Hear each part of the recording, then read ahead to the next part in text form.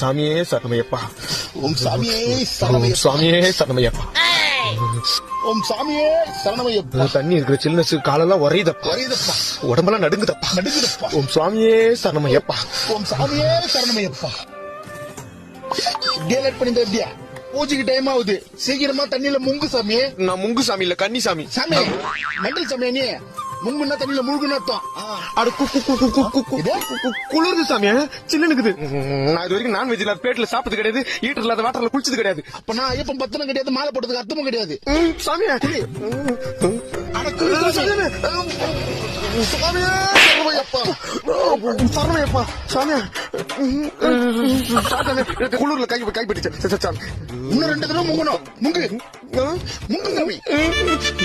ஓம் சுவாமியே முக்கு வச்சிட்டானே. ஓம் சுவாமி சரணமையப்பா. ஓம் சுவாமியே சரணமையப்பா.